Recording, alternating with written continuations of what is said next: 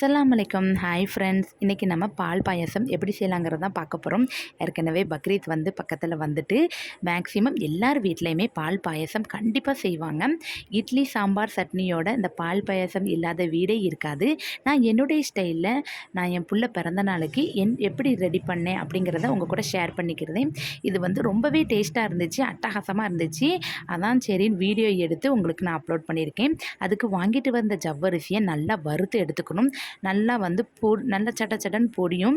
அந்த டைமில் நம்ம எடுத்து தனியாக ஒரு பாத்திரத்தில் வச்சுக்கலாம். அதே பாத்திரத்தில் நெய் ஆட் பண்ணிக்கிட்டு வந்து முந்திரி பழத்தை வறுத்து எடுத்துக்கலாம். அண்டிமா பருப்பையும் வறுத்து எடுத்து கருகிராமல் எடுத்துக்கோங்க. அதே நெய்யில் சேமியாவையும் நல்லா வறுத்து எடுத்துக்கலாம். இப்போ வறுத்த ஜவ்வரிசியை நம்ம எந்த பாத்திரத்தில் பாயசம் காய்ச்ச போகிறோமோ அதில் நல்லா தண்ணி கொதிக்க வச்சு ஜவ்வரிசியை சேர்த்துக்கோங்க.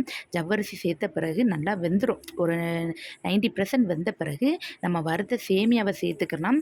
சேமியாவும் நல்லா வெந்த பிறகு நம்ம சுவைக்கேற்ப சீனி சேர்த்துக்கோங்க. சீனி வந்து நம்ம சேர்த்துட்டு வேறு எந்த தண்ணியும் ஆட் பண்ண வேண்டாம். ஏன்னா சீனி நம்ம போட்ட உடனே அது வந்து கொஞ்சம் மெல்ட் ஆகிரும்.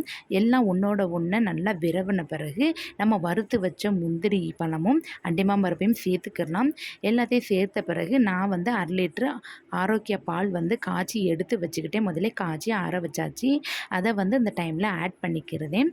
ஆட் பண்ண பிறகு ஒரு 2 நிமிஷம் நல்லா கொதிக்க விட்டு ஆஃப் பண்ணிட்டிங்கன்னா சூப்பரான பால் பாயசம் ரெடி ஆயிரும். இது நம்ம ஜவ்வரிசி வறுத்து போட்டிருக்கிறதுனால நார்மலாக இருக்கக்கூடிய பாயசத்தை விட இது அந்த டேஸ்ட்டை இன்னும் அதிகப்படியாக வந்து கொடுக்கும். நீங்களும் இந்த பக்ரீத்துக்கு கண்டிப்பாக இந்த பால் பாயசம் செஞ்சு பாருங்கள்.